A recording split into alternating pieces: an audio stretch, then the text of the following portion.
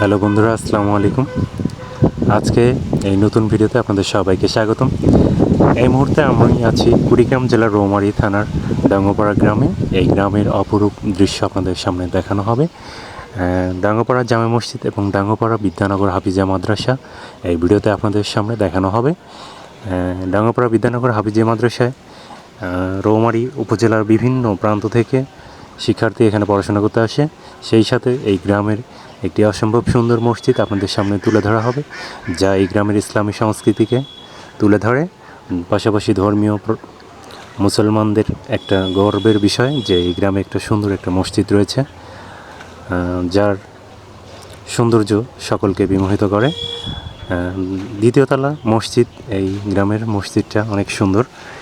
এরপর আমরা এই পাশে দেখতে পাচ্ছি ডাঙ্গপাড়া নুরানি হাফিজিয়া মাদ্রাসা। এখানে একটি দান বাক্সও রাখা হয়েছে, ডাঙ্গপাড়া বিদ্যানগর নুরানি হাফিজিয়া মাদ্রাসা।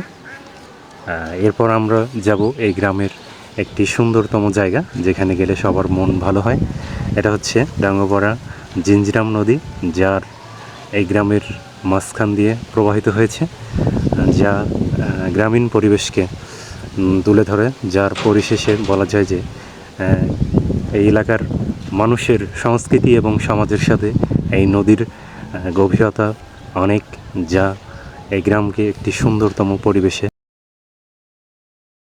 নদীমাতৃক এই দেশের অনেক প্রান্ত থেকেই জালের মতো বিস্তৃত হয়েছে নদীর এই শাখাটা এখন মৃতপ্রায়।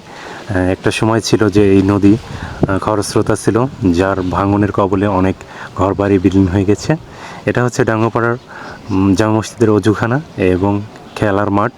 এখানে গ্রামের ছেলে মেয়ে এবং হাফিজি মাদ্রাসার শিক্ষার্থীরা খেলাধুলা করে। এখান থেকে মসজিদটা দেখা যাচ্ছে। পাশাপাশি মসজিদের চারদিক অনেক সুন্দর এবং পরিবেশটাকে তুলে ধরা হয়েছে, যার মাধ্যমে এই ভিডিওটা ধারণ করা হয়েছে। জিঞ্জিরাম নদী একটি সুন্দরতম নদী, যার কথা বলে শেষ করা যায় না, যা ডাঙ্গপাড়া গ্রামকে একটি আদর্শ গ্রামে পরিণত করেছে এই নদীর ইতিহাস ও ঐতিহ্য।